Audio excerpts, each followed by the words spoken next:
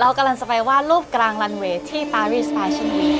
การเดินแบบของแบรนด์เนี่ยจะเสร็จภายใน 10 นาที แปลว่าเราจะต้องคิดหาวิธีการที่จะวาดรูปบนกลางรันเวย์ให้เสร็จภายใน 10 นาที คือเราจะต้องไม่ฟักอัพวาดภาพตอนที่กำลังอยู่กลางรันเวย์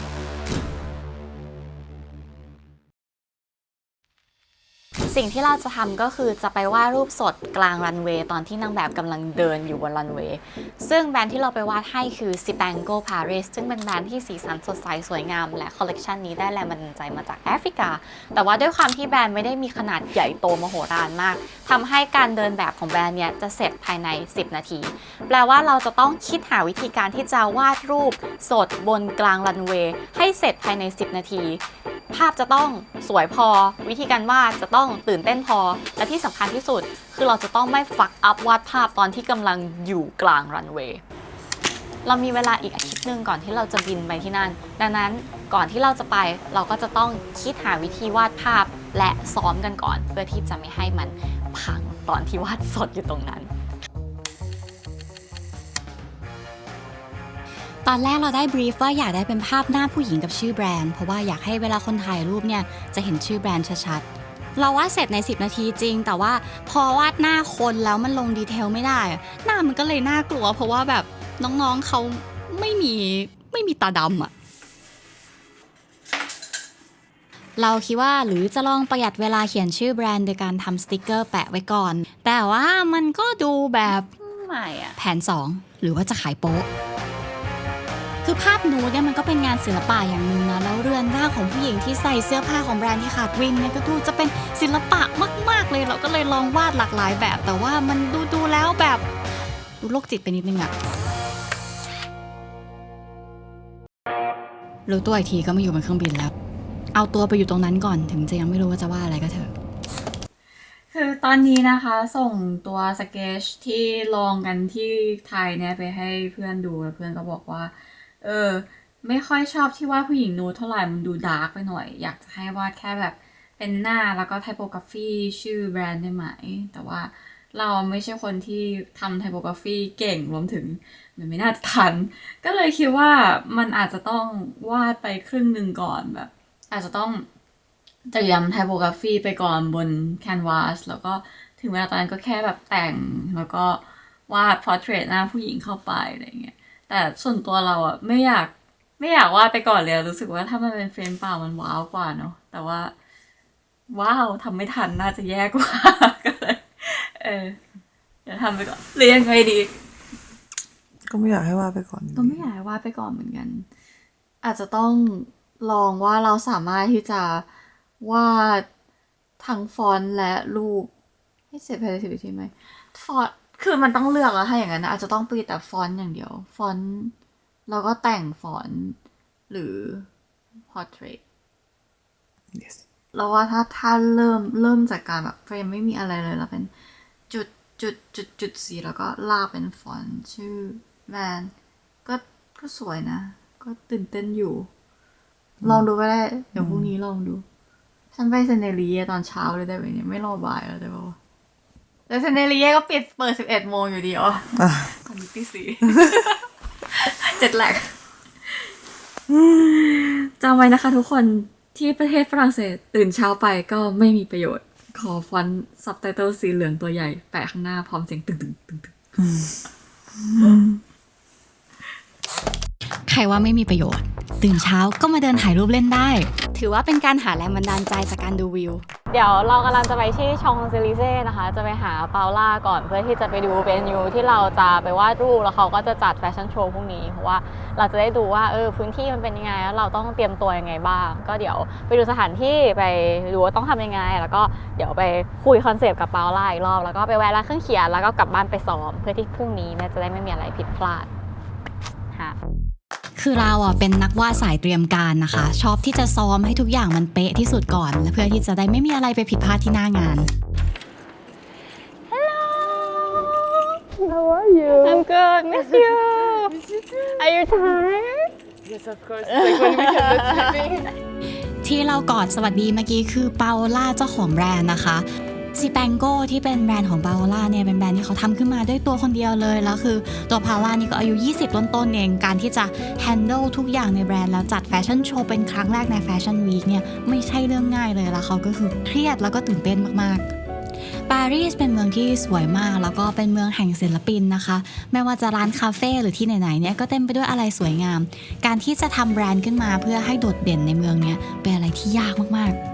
เราก็เลยคุยกันว่าหรือจะวาดภาพเป็นทะเลทรายในนามิเบียที่เป็นแรงบันดาลใจหลักของคอลเลกชันนี้พอถึงเวลาที่เดินแบบแล้วคนถ่ายรูปออกมาเนี่ยจะได้เห็นเสื้อผ้าแล้วก็เหมือนเห็นฉากหลังวิวของสิ่งที่เป็นแรงบันดาลใจด้วยซึ่งเราทั้งสองคนชอบคอนเซปต์นี้เพราะรู้สึกว่ามันมีความหมายกับแบรนด์มากกว่ายิ่งถ้าเป็นแบรนด์ยังดีไซเนอร์ที่อยากให้คนจำIn Thai people perception, Paris Fashion Week is only Chanel, Dior, Louis Vuitton. They never seen like smaller brand, local brand. Yeah, so you can tell us about a little bit about the young creators that actually Paris Fashion Week is for everyone who wanted to be a designer. Actually, yes, there are people who organize a fashion show for young creators. There is a Paris of Scene tonight also at 20. I actually have a friend who will do a runway over there. Evenemential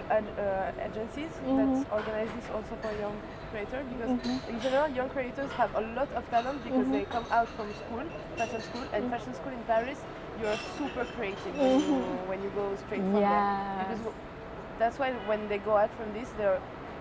their work is really amazing. The thing is that they have no money to show it, so not all the young creators do runway. Sometimes they only do shootings or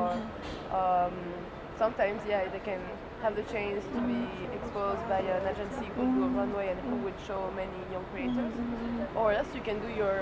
small fashion show like we do, but we collaborate with artists and also it's helping because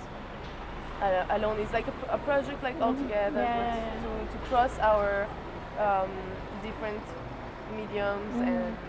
patience. Marketing is not a big thing in France, not like in Not so Asia. much. We are trying to do a bit of everything, so we try to contact maximum people as possible. So people if in Thailand you're watching right now, go follow her. ที่นี่จะแบรนด์เล็กหรือแบรนด์ใหญ่การจัดแฟชั่นโชว์ได้สวยงามจนกระทั่งได้รับความสนใจจาก traditional media เนี่ยเป็นเรื่องใหญ่ดังนั้นเราก็ตั้งใจมากๆที่จะช่วยทำให้โชว์ของปาโอล่าเป็นไปอย่างดีที่สุดตอนนี้เรามาซื้อสีอะคริลิกกันนะคะแต่ว่าเหมือนสีอะคริลิกที่นี่จะมีแต่ยี่ห้อแพงๆดังนั้นออปชันที่ดีที่สุดร้านมันเก่าแล้วนะเราก็เลยจะซื้อเป็นสีกวอชอะคริลิกกวอชไปแทนนะคะเพราะว่าเขามีความใกล้เคียงกับสีอะคริลิกแต่ว่า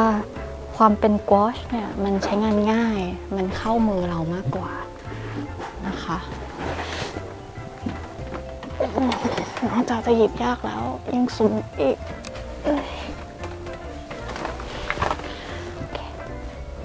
โอเค but copper looks nice tooร้านเครื่องเขียนที่เรามาเนี่ยเป็นร้านชื่อเซนเนลิเย่นะคะเป็นร้านเครื่องเขียนที่มีอายุเก่าแก่กว่า100 ปีแล้วซึ่งเป็นร้านเครื่องเขียนแห่งแรกในปารีสเลยนะสมัยก่อนเนี่ยปิกัสโซหรือโกแกงเขาก็มาช้อปปิ้งที่ร้านนี้ดังนั้นเรื่องของอุปกรณ์นี่เยอะมากๆเราชอบที่เนี่ยเขายังรักษาอะไรเดิมๆไว้อยู่แม้กระทั่งของทั่วๆไปอย่างร้านเครื่องเขียนจริงๆแล้วในตัวของมันอ่ะก็เหมือนมิวเซียมที่มีชีวิตที่เราเข้าไปเดินเล่นและซื้อของได้จริงๆเหมือนกัน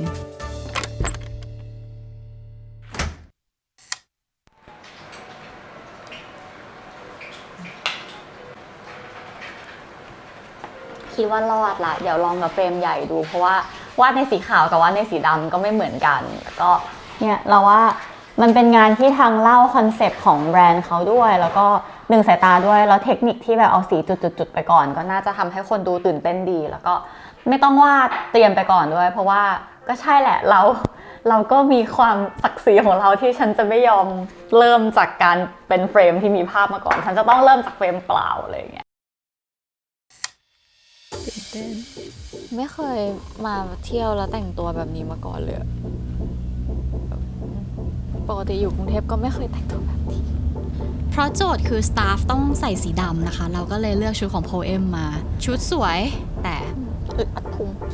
ท่ามกลางอากาศ1 องศานะคะ เราก็ถือเฟรมเดินต๊อกแต๊กต๊อกแต๊กต๊อกแต๊กไปถึงสถานที่พอถึงวันจริงแล้วเนี่ยยิ่งตื่นเต้นกว่าเดิมจะตากล้องจะอะไรก็มากันพร้อมอีเวนต์ออร์แกไนเซอร์ก็ตื่นเต้นเราก็ซ้อมวาดที่นี่ก่อนเพราะว่าอยากจะลองเซตอัพกับตอนที่นางแบบเดินจริงๆกะเวลาจริงว่าตอนที่เขาเดินเนี่ยเรายังวาดได้ไหมเพราะว่าเวลามีคนเดินไปเดินมาผ่านหลังเนี่ยมันแอบดิสแทรกเหมือนกัน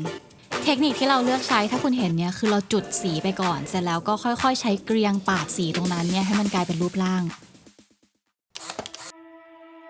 เราก็ได้แต่หวังว่า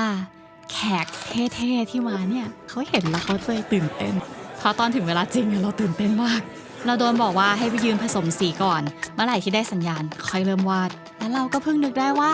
พอเราหันหลังวาดอะเรามองไม่เห็นนางแบบทีนี้เราก็เลยใส่เกียร์รีบวาดเต็มที่เลยเพราะว่าเรามองไม่เห็นว่าตอนนี้ข้างหลังเขาเดินแบบไปขนาดไหนแล้วได้แต่มองนาฬิกาที่ข้อมือว่าเหมือนมันเหมือนจะผ่านไปประมาณ5 นาทีแล้วนะอะไรอย่างเงี้ยในความรู้สึกเราอะเหมือนเราแค่กลั้นหายใจแล้วก็พริบตาแป๊บเดียวอะแล้วภาพก็เสร็จแล้วเคยไหมเวลาตั้งใจทำอะไรมากๆแล้วพอถึงเวลาที่มันเสร็จแล้วมันงงอะแบบฮะเสร็จแล้วเหรอฉันทำได้จริงๆเหรอแล้วพอเห็นรอยยิ้มคนรอบตัวก็แบบเฮ้ยฉันทำได้จริงๆความสุขมากเลยที่วันนี้คนถ่ายรูปงานเราโดยที่ไม่ถ่ายรูปเราเลยแบบ yes คือคนเดินมาชมงานแล้วก็บอกว่า your work so great แล้วก็ถ่ายรูปงานแล้วก็จบโดยไม่ถ่ายรูปเรารู้สึกว่าแบบมีความสุขอะไรที่คนแค่ชอบงานทำไมคนแค่ชอบงานที่ไม่ได้สนใจว่าคนวาดเป็นใครอะไรอย่างเงี้ยเป็นวันดีๆวันหนึ่งรู้สึกดีใจมากที่ได้ทำเสร็จจริงๆเรามันมีความลับอยู่ก็คือจริงๆคือเราวาดไม่เสร็จเว้ยเราวาดไม่เสร็จแล้วเรากำลังจะหันหลังมาหยิบสีขาวแล้วคือเราโดนบรีฟมาว่าถ้าเกิดเมื่อไหร่เห็นคนเดินคู่กัน2 คนอะแปลว่าโชว์จะจบแล้วเราจริงๆหันมาเพื่อจะหยิบสีขาวแต่ว่าเห็นคนเดินคู่กันมาพอดีเราก็เลยแบบโอเคสลูดคงคำนับตอนนี้แล้วก็หยุดเลยแล้วปรากฏว่าพอเราหยุดแล้วเราเดินลงมาทุกคนข้างล่างก็คือตบมือให้บอกว่าแบบเฮ้ยแบบทำเสร็จตรงตามเวลาตรงตามบรีฟมากแบบนี้คือ perfect timing แบบ you're so great อะไรอย่างเงี้ยแล้วเราก็แบบจริงๆฉันยังวาดไม่เสร็จแต่ว่าโอเคฉันหยุดในเวลาที่ใช่คือเราก็แอบรู้สึกนิดนึงว่าแบบมันติดอยู่ในใจที่แบบมันยังวาดไม่เสร็จก็เลยรู้สึกว่าวาดไม่สวยอะไรอย่างเงี้ยแบบไม่สวยเท่าตอน practice แต่ว่าโอเคเราทำงานของเราไม่เสร็จซึ่งเราก็รู้สึกว่ามันก็ติดอยู่ในใจแต่เราก็รู้ว่าเราเป็นแค่พาร์ทนึงของโชว์ดังนั้นก็ต้องทำให้ภาพรวมของโชว์เขาออกมาดีแล้วพอการที่เราหยุดตรงนั้นโชว์ทุกอย่างมัน perfect timing อะไรเงี้ยตอนนี้ทุกคนก็เลยมีความสุขฉลองกันอย่างแฮปปี้มากเราก็รู้สึกว่าดีมากเป็น choice ที่ถูกต้องแล้วก็เลยภูมิใจมากๆมีความสุข